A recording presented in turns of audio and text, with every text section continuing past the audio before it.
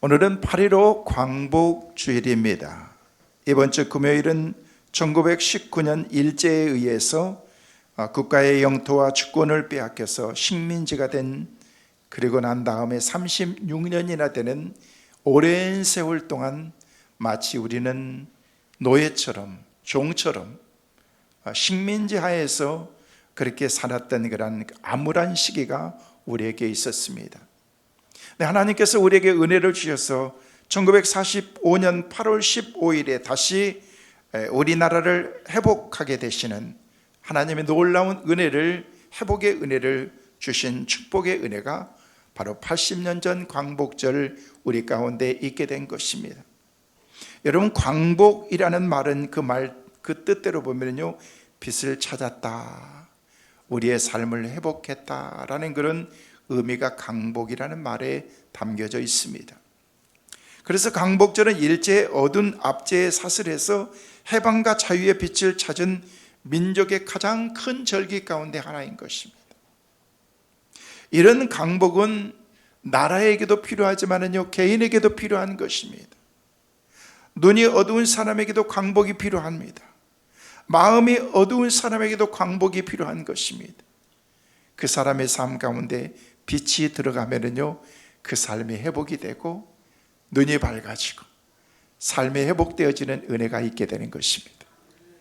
오늘 예배에 참석하신 여러분 모두에게 광복의 은혜가 충만하시기를 주의 이름으로 축원합니다. 그래서 광복이란 빛을 찾아서 해방과 자유를 얻은 기쁨의 날인 것입니다. 암울했던 우리 민족이 상처로 얼룩진 우리 민족이었습니다. 많은 상처를 가지고 살았습니다.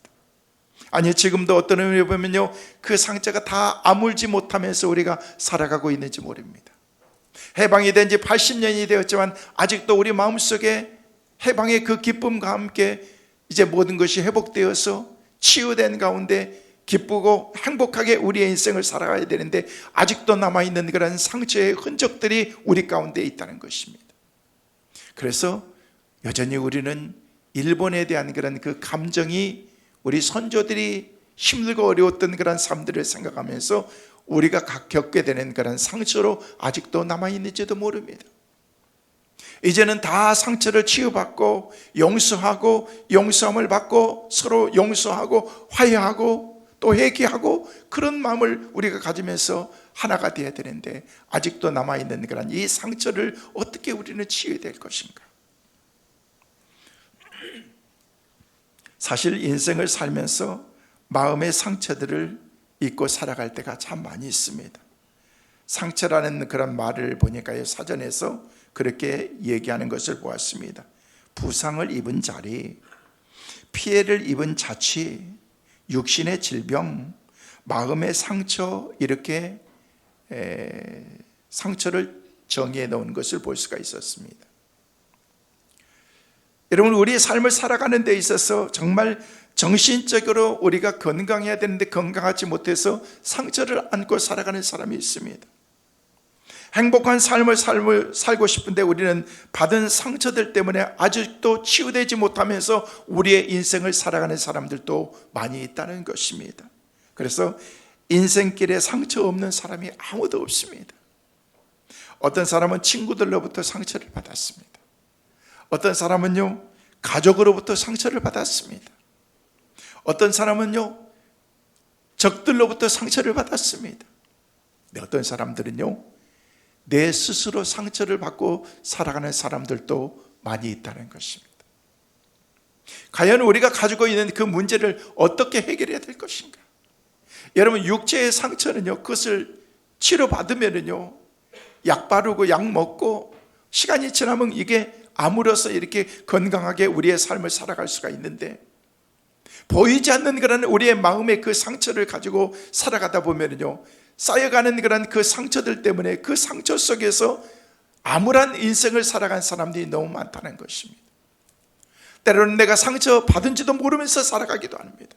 그래서 상처가 적당히 잊어버리고 아무런 것 같은 그런 덮어놓고서 지나가다 보면요, 또 다른 상처가 그 위에 상처로 쌓여서 그 상처 가운데에서 또 이것을 치유하지 못하고 상처 위에 또 상처, 계속되는 그런 그 겹겹이 쌓여있는 그런 상처 가운데서 우리의 인생을 살아가게 된다는 거예요. 이게 우리의 문제라는 것입니다. 여러분 마음속에 가지고 있는 상처가 무엇입니까? 여러분 왜 상처받으셨습니까? 왜 여러분이 힘드십니까? 힘든 이유가 뭐냐는 거예요. 난 남편 때문에 상처받았어요. 나는 아내 때문에 상처받았어요. 부모 때문에, 자녀 때문에, 나는 그 사람 때문에 상처받았어요 라고 하는 그런 얘기를 하는데, 그 상처의 원인이 뭐냐는 거예요. 이유가 뭐냐는 거예요. 우리는 계속해서 그런 마음의 상처를 가지고 우리가 그렇게 아픔 가운데 우리가 살아가야 되느냐는 거예요. 아니라는 것입니다. 그렇다면 우리에게 다가온 이 모든 상처는요, 대체 어디서부터 비롯되는 것인가? 많은 경우 보면요, 거의 인간과 인간, 사람과 사람 사이에서 가지고 있는 그런 그 문제 가운데서 상처를 받게 돼요. 그래서 제일 어려운 게 인간관계인 것 같아요. 가장 가까이 있는 사람들과 친하게 지내면서도 때로는 상처를 받습니다. 아니, 어떤 의미로는요, 멀리 있는 사람에게는 상처 별로 받지 않습니다. 믿었던 사람에게, 우리 주위에 가장 가까이에 있는 누구보다 나를 잘 아는 사람들을 통해서 상처를 많이 받고 있더라는 것입니다. 오늘날 가장 많은 상처를 주고받는 그런 관계가 어딘 줄 아십니까? 가족입니다. 가족. 자녀들에게 물었어요. 왜 상처받았느냐? 누구에게 상처받았느냐? 봤더니 아버지에게 상처받았던 게 제일 많았대요. 40%. 어머니에게 받았던 상처가 30%. 그럼 부모들은 자녀에게 상처 안 받았는가? 부모들도 표현하지 않고 말하지 않아서 그렇지 자녀들에게 만만치 않은 상처를 받고 산다는 거예요. 누구보다도 서로 의지하면서 더불어서 살아가야 될 그런 아름다운 관계 가운데서 껄끄럽게 매끄럽지 못한 그런 인생을 살아가는 게, 이게 상처의 흔적으로 우리의 삶에 남아있다는 것입니다. 부부들이 서로 살아가면서 상처를 받습니다.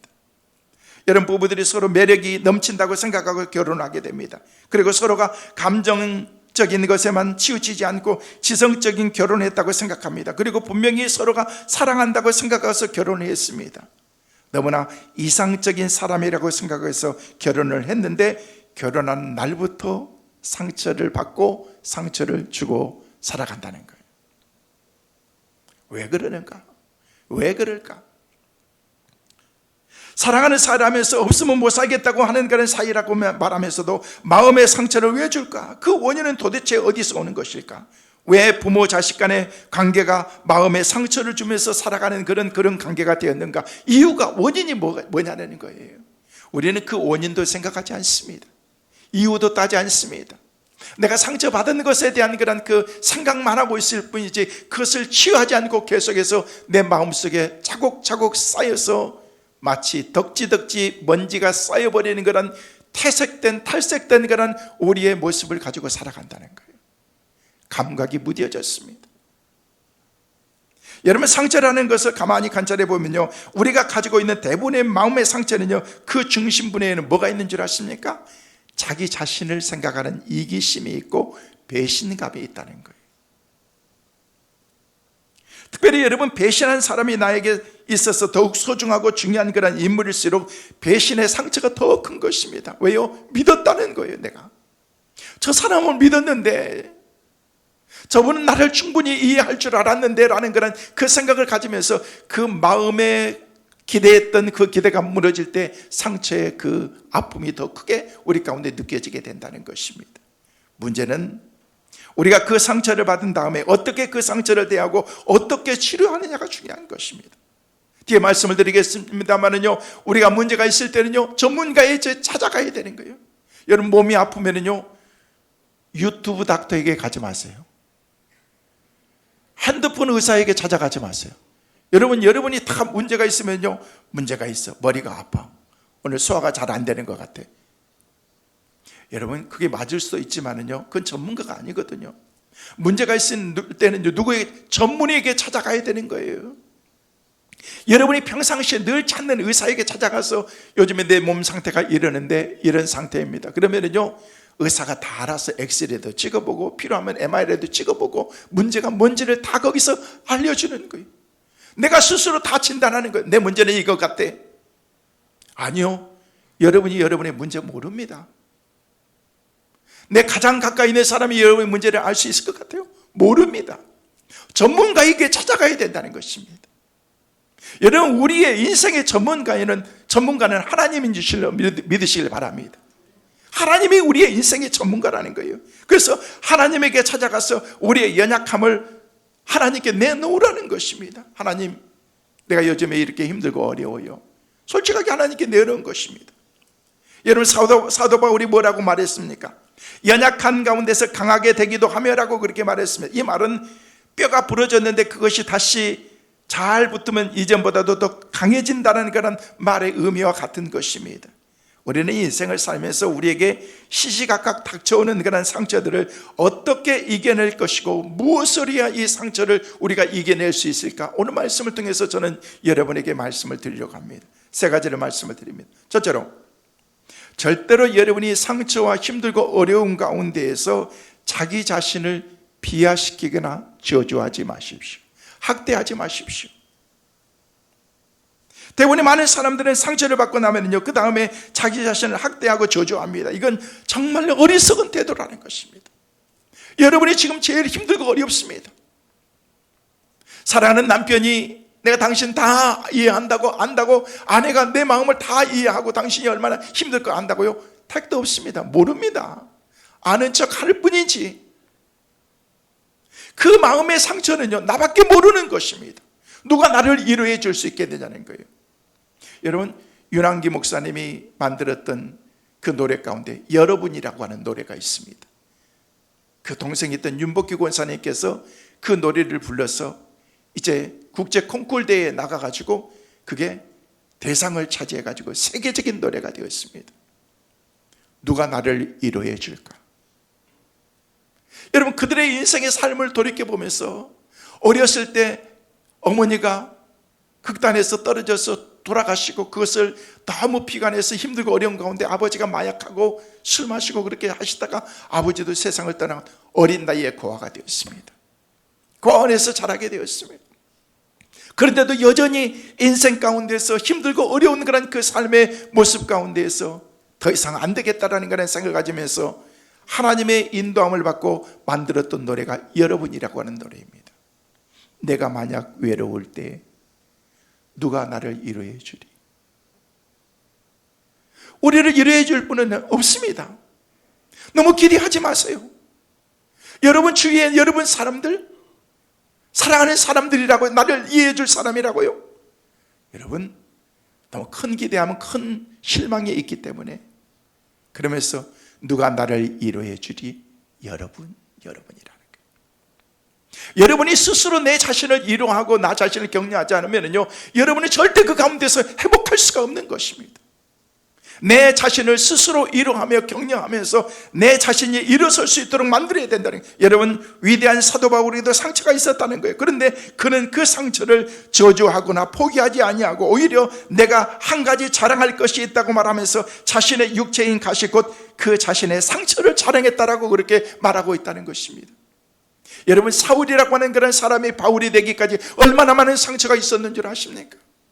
예수를 핍박하고 예수를 믿는 사람들을 잡아다 죽이는 그런 그 역할을 했던 사람이 나중에 복음을 전하는 복음 전달자로 세워지기까지 얼마나 힘들고 어려웠겠느냐는 거예요. 그 마음의 상처, 과거를 생각할 때 말할 수 없이 힘들고 어려웠던 그런 자신의 각오가 있는데도 그 가운데서 나는 자랑할 수 있는 것이 뭐냐면, 연약한 이 자체가 나는 하나님 앞에 자랑한 것이다. 강한 내 삶을 만들어주신 것은 나를 연약한 가운데 나를 도우시는 하나님의 은혜다라고 그렇게 고백했다는 거예요. 바울은 하나님께 3번이나 하나님께 기도했습니다. 뭐라고? 하나님, 나를 고쳐주옵소서. 연약함이 있었다는 거예요. 무슨 질병인지 모르겠지만요, 간절하게 목숨이 끊어질 것 같은 그런 간절함의 그 기도를 3번이나 하나님께 드렸는데도 여전히 하나님께서는 그의 기도를 무응답으로 응답하셨다는 것입니다. 아픈 육체의 고통의 상처가 자신의 유일한 자랑이 되었다라고 말하는 것입니다. 사랑하는 성도 여러분, 바울의 일생에 있어서 그 상처가 일생 고통을 가져다 주었지만 오히려 하나님의 능력이 그에게 머무는 방식이 되었다는 사실을 여러분 절대 잊어버리지 마십시오. 여러분, 우리가 상처를 받고 아픔을 당하고 시련을 당할 때 그때가 가장 강하게 하나님께서 우리를 만들어주시는 때라는 것입니다. 성도들을 만나보면요, 성도들이 언제 강하게 되느냐면요, 일이 잘 되고 자기 삶에 막 행복하고 즐거움이 많을 때, 그때 사람들이 강하게 되는 게 아니더라고 보니까. 목회하면서 임상을 통해서 제가 이렇게 경험한 바에 의하면요, 죄송한데요, 어딘가 아파 봐야 돼요. 아파서 입원해서 누워 있어 봐야 돼요. 그때 가서 말씀을 전하고 손을 얹고 기도하면요, 그때 모든 사람들이 그때는요 너무 겸손해집니다.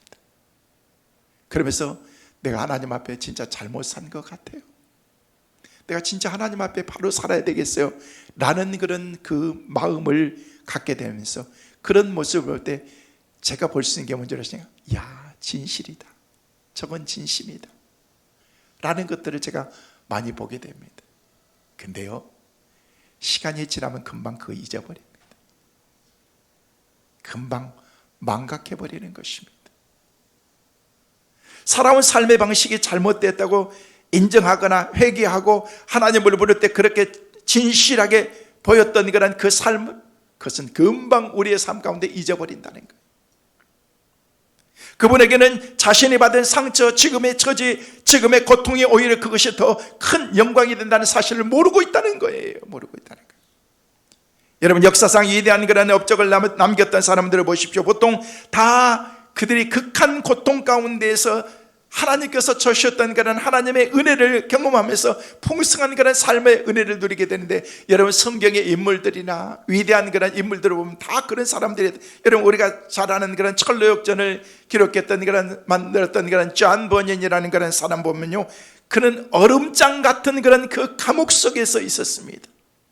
말할 수 없이 힘들고 어려운 그런 감옥 속에서 그가 만들었던 책이 뭐예요? 철로역정이었다는 거예요. 철로역정. 힘들고 어려운 가운데서, 처절할 만큼 힘들고 어려운 가운데서 하나님께서 그에게 은혜를 주신 거예요. 여러분, 파스텔이라는 그런 사람은요, 여러분, 반신불수가 된 상태에서 그가 질병에 대한 그런 면역 체계를 그가 발견하게 되는 것입니다. 뇌출혈로 인해서 한쪽을 쓸 수가 없습니다. 근데 그 가운데서 하나님께서 역사의 위대한 발견을 그 가운데서 할 수 있도록 만들었다는 것입니다. 여러분, 북풍이 바이킹을 만들었다는 그런 일화가 있습니다.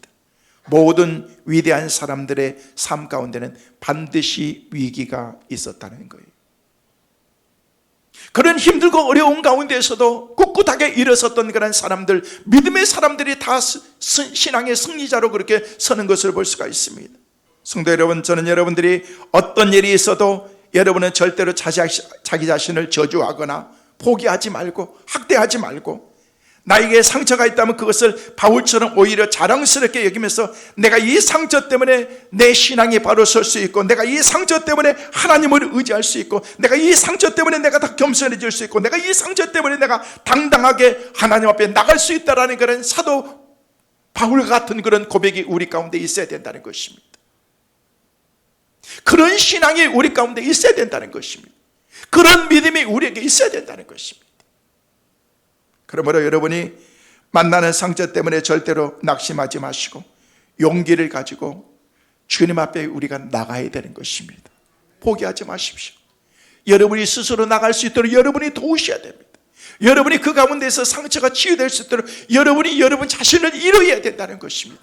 그렇지 않으면 우리는 상처와 아픔 가운데 평생을 우리의 인생을 살아갈 수밖에 없기 때문에 그런 것입니다. 절대로 여러분의 자신을 비하시키거나 학대하고 저주하지 마십시오.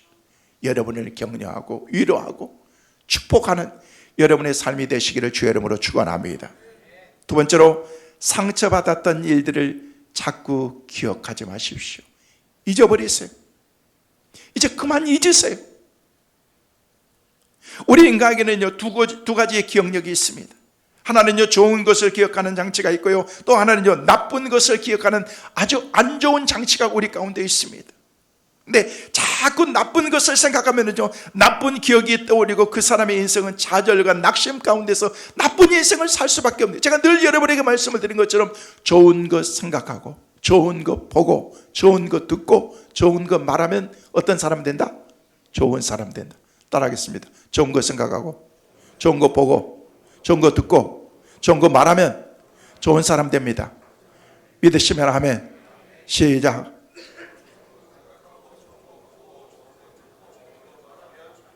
할렐루야. 여러분이 믿음으로 생각하면요, 다 보고 듣고 말하는 게 믿음으로 말하게 되어 있습니다. 긍정적으로 생각하면요, 다 보고 듣고 말하는 게 다 긍정적입니다. 영적으로 생각하는 사람들은 다 보고 듣고 말하는 게 다 영적인 것입니다. 그러나 부정적인 생각으로 딱 생각 속에 잡혀있는 사람은 보는 것, 듣는 것, 말하는 것 다 부정적으로 다 듣고 보고 말하게 되어 있어요. 그 사람은 말할 필요 없어요. 부정적인 사람입니다. 영의 사람과 영적이 않는 사람의 차이가 뭔지 아세요? 그 생각의 차이라는 것입니다. 우리 인생 가운데 두 가지, 이 생각, 하나는 좋은 생각을 내가 가지고 있는 장치를 워킹시킬 건가, 아니면 안 좋은 생각을 하는 그런 그 장치를 여러분 온시킬 것인가, 여기에 따라서 여러분의 인생이 달라진다는 거예요. 여러분, 나쁜 생각을 자꾸 해보세요. 처음에는 생각이 작은 요만한 생각이었습니다. 근데 생각을 계속 하다 보면 이게 막 커지기 시작하고 나중에는 나 자신을 완전히 확 짓누르는 그런 생각으로 가득 차게 된다는 거예요. 여러분, 생각이 그렇습니다. 여러분이 생각하고 부정적으로 안 될 거다, 망할 거다, 죽을 거다, 안 죽어요. 여러분, 보통 여러분이 그냥 쉽게 죽을 것 같아요. 죄송해요. 죽는 사람들 보니까 아무나 죽는 게 아니더라고. 보니까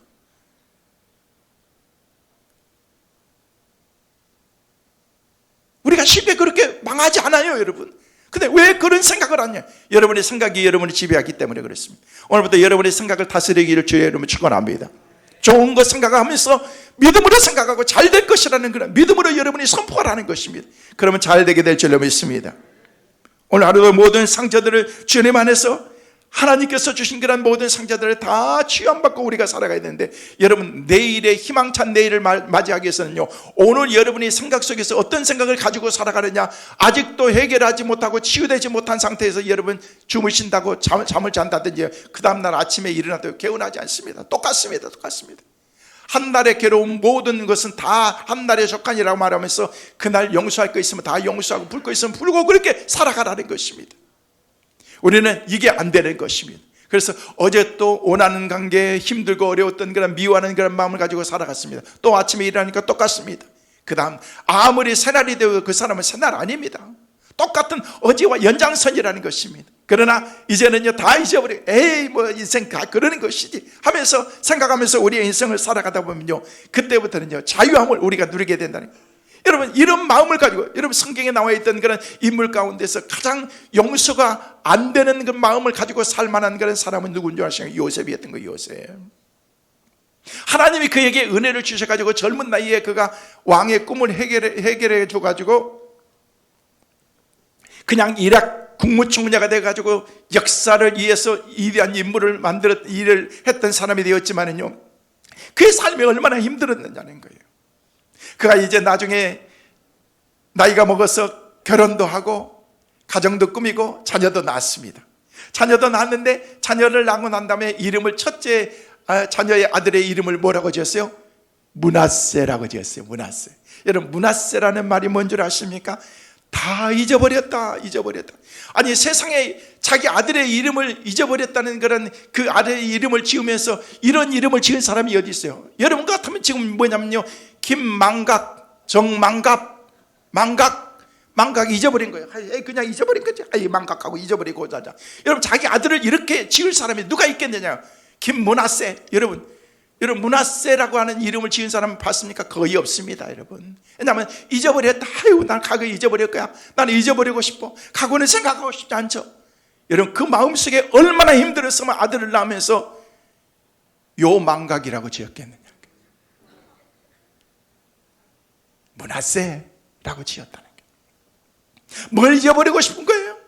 자기 형제들을 잃어버리고 싶은 거예요. 이제는 생각하고 싶지 않는 거예요. 자기를 죽여서 그냥 노예로 팔아버렸던 그런 형제들을 생각하면요, 가슴에 한 맺힌 상처가 아직도 남아있었을 것입니다. 보디발의 집에 아내 집에 가가지고 그 아내에게 당했던 그런 그 수치스러운 그런 그 모습을 생각하고 자기가 감옥에 갇혔던 옥살이했던 그런 생각하면요, 그냥 그 마음속에 그냥 막 한이 맺혔을 것입니다. 잊어버리고 싶은 것입니다. 마리가 그렇지 감옥에 있으면서 얼마나 많은 그런 학대를 받았겠습니까? 얼마나 힘들고 어려웠겠습니까? 근데 그는 다 잊어버리고 싶다는 것입니다. 므낫세. 여러분, 온통한 일이 있고 여러분이 억울한 일을 당한 일이 있어도 다 이제는 털어버리고 잊어버리라는 것입니다. 어떤 사람은요, 나이 50이 넘었는데도 40년 전에 받았던 상처를요, 지금도 너무너무 생생하게 기억하면서 간증처럼 얘기한 사람이 있더라고. 나는 이해가 안 되는 거야. 지난주 설교 들었던 거 물어보면요, 다 망각하고 잊어버리고 난 다음에 어떻게 40년, 50년 전에 받았던 상처는 아직도 그렇게 생생하게 기억하고 있느냐는 거예요. 잊어버리라는 거예요. 여러분, 잊어버릴 것은 잊어버리고 이 자리를 떠나시기를 주의 이름으로 축원합니다. 30년, 20년, 10년 전에 과거에 있었던 상처들, 여러분, 그런 것이 여러분의 삶을 살리는 게 아니라 여러분을 죽인다는 것입니다.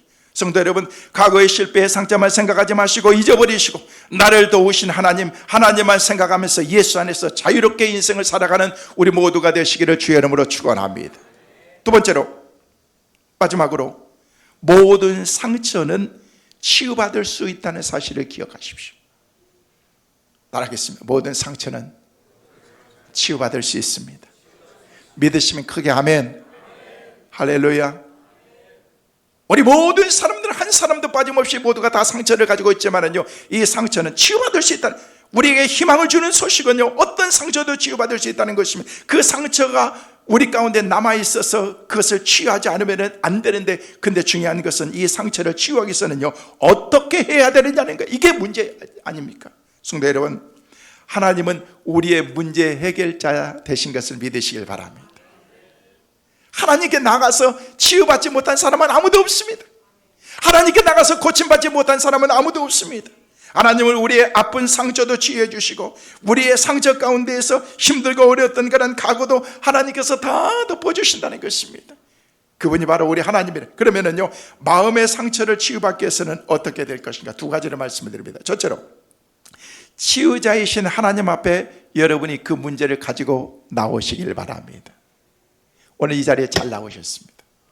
오늘 이 자리를 떠날 때는요, 여러분 마음속에 가지고 있었던 미워하는 마음, 또 누구를 용서하지 못했던 마음, 아직도 시기하고 질투하는 마음, 상처로 남아있는 그 마음들 이 자리에 다 내려놓고 가시길 바랍니다. 할렐루야. 그래야 여러분이 건강하게 행복하게 인생을 살아갈 수가 있기 때문에. 출애굽기 15장 26절 말씀해 보니까 우리 하나님께서는요, 자신을 가리켜서 나는 너희를 뭐하는 여호와다? 치료하는 여호와다라고 그렇게 말씀하십니다. 여러분, 우리가 좋은 사람을 만나도 치유받을 수가 있습니다. 강도 만난 사람이 선한 사마리아 사람을 만남으로 해서 그가 치유받았다라고 말하고 있습니다. 여러분, 이방 사람입니다. 나하고 전혀 상관이 없는 사람입니다. 그런데 선한 사마리아 사람을 만남과 동시에 그의 인생이 바뀌어졌다는 것입니다. 좋은 배우자, 좋은 친구, 좋은 상담가, 좋은 목자 만나는 것이 복인 것입니다. 여러분 주위에 좋은 만남들이 여러분에게 있게 되시기를 주의 이름으로 축원합니다. 그렇지만 우리가 세상에 살아가면서 나의 상처를 치유해주는 사람을 만나는 게 이게 쉽냐는 거예요. 쉽지가 않습니다. 하지만 주님은 언제나 내 곁에서 나를 치유하시기 원하시고 내가 주님을 찾아서 오기를 기다리고 계신다는 것입니다. 왜? 나를 치유해 주신다라고 그렇게 말씀하고 있는 것입니다. 스가성의 여인을 사람 상대하시면서 치유하셨고, 요한복음 8장에 나오는 그런 가늠하다 현장에서 잡혔던 여인을 말씀과 인격적인 예우로 우리 주님께서 만나주시면서 그를 치유해 주셨다는 것입니다. 마음의 상처, 자의 삶에 힘들고 어려웠던 그런 모든 문제를 주님께서 그 가운데 나갔을 때 주님께서 그를 치유해 주신 것입니다. 그래서 우리는 문제를 가지고 전문가에게 찾아가야 됩니다. 우리의 인생의 전문가는 하나님인 줄로 믿으시길 바랍니다. 두 번째, 나에게 상처를 준 사람들을 빨리 용서하십시오.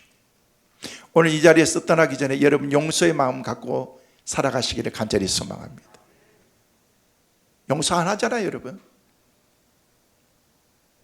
남편 용서 안 되고, 아내도 용서 안 되고, 권사님도 용서 안 되고, 장로님도 용서 안 되고. 저도 용서해 주세요. 우리는 다 용서하고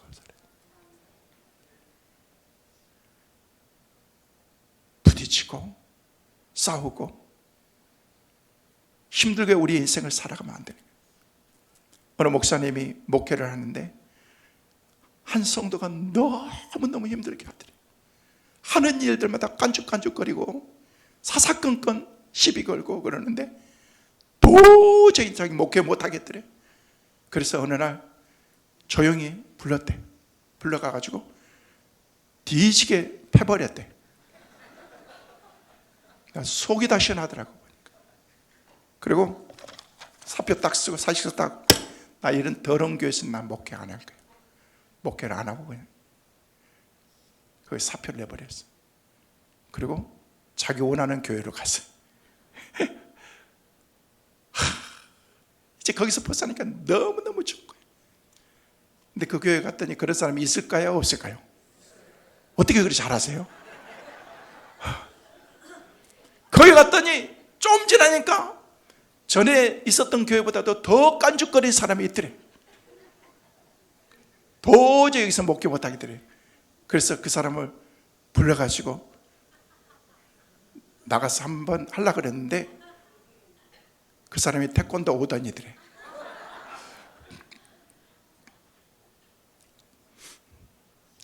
제가 패고 싶어도 태권도 5단 만날까 봐 나는 못 패고 지금 사는 거예요. 성도 여러분,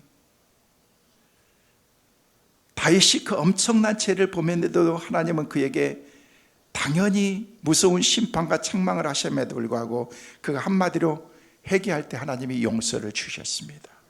주님의 용서의 클라이막스를 얻은 줄 아십니까? 요한복음 21장입니다. 베드로가 예수님을 모른다고 3번이나 부인했을 때 우리 주님께서 나중에 찾아오셔서 하셨던 말씀이 다른 것 아무것도 묻지 않았습니다. 네가 나 사랑하냐? 네가 나를 사랑하니? 라고 그렇게 우리 주님이 물으셨다는 것입니다. 그래서 우리 주님께 우리가 가지고 나가야 된다는 거예요. 그 상처를 가지고 우리가 주님께 나가서 회개하고 용서를 구하면요, 하나님이 우리를 자유케 해주시나요? 진리를 알지니 진리가 너희를 자유케 하리라. 하나님은 용서하시기로 작정하셨습니다. 근데 사탄은요, 우리의 지난날의 수치스러운 그런 지난날의 상처와 부끄러움을 또다시 막 드러내면서 우리를 막 좌절시킨다는 것입니다. 하나님께 여러분이 회개하고 기도했으면요, 자유하시길 바랍니다.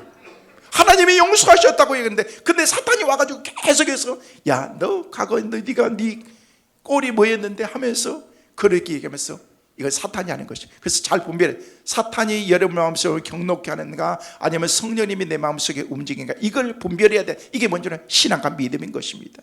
신앙이 없으니까, 믿음이 없으니까 이걸 분별할 만한 그런 그 지혜도 없는 거예요, 여러분. 여러분, 하나님께 나와서 주님께 간절히 기도하는 것입니다. 저는 우리 인생이 그래야 된다고 생각합니다. 우리는 날마다 우리의 마음의 쓰레기를 치워야 됩니다. 내 마음에 쌓인 상처를 치워야 된다는 것입니다. 여러분, 삶을 살면서 왜 이렇게 쓰레기가 많이 나와요? 아니, 우리 둘이 사는데도 어지는 사람도 없는데 맨날 어지러 있고 계속해서 쓰레기, 또 버리고 또 쓰레기, 또 버리고 또 쓰레기.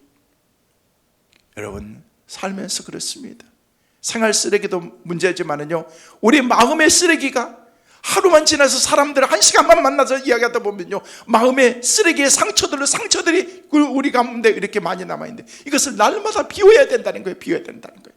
그렇지 않으면 우리가 청결하게, 깨끗하게, 그리고 건강하게 우리의 인생을 살아갈 수가 없기 때문에 그렇습니다. 이게 뭐예요?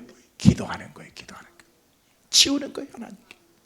그러면 하나님께서 우리의 삶을 깨끗게 만들어 주실 줄로 믿습니다. 말씀을 맺습니다. 상처를 영광으로 바꾸어야 됩니다. 우리들은 누구나 상처를 가지고 있습니다. 그런데 우리 그리스도인들은 상처가 영광이 되고 흉터가 훈장처럼 완전히 바뀌어져야 되는데, 이게 바로 사도 바울이 우리 가운데 주신 메시지를 통해서 자기가 그런 신앙의 삶을 살았지만은 자기를 하나님께서 그렇게 주옥과 같은 그런 하나님의 사람으로 만들어 주셨다는 거예요.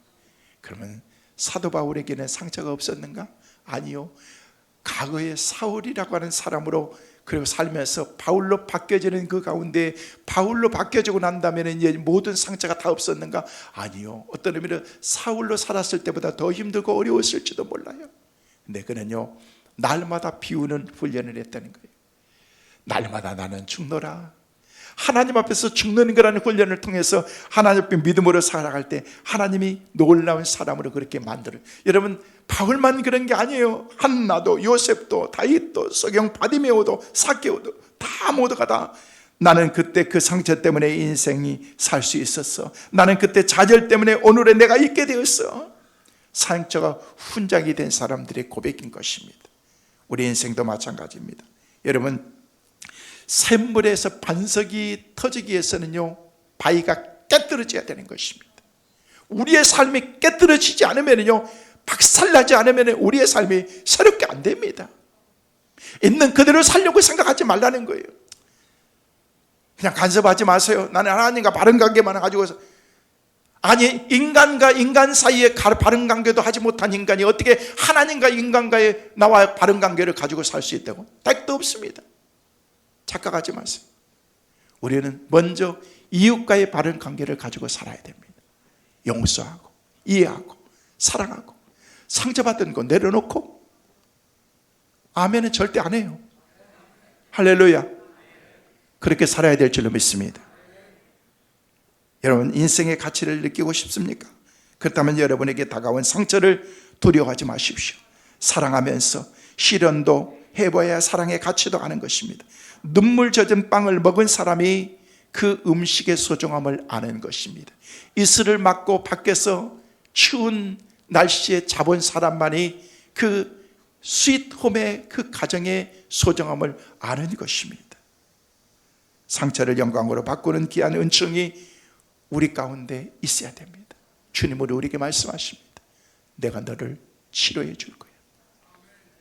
우리 하나님은 치료의 하나님이십니다.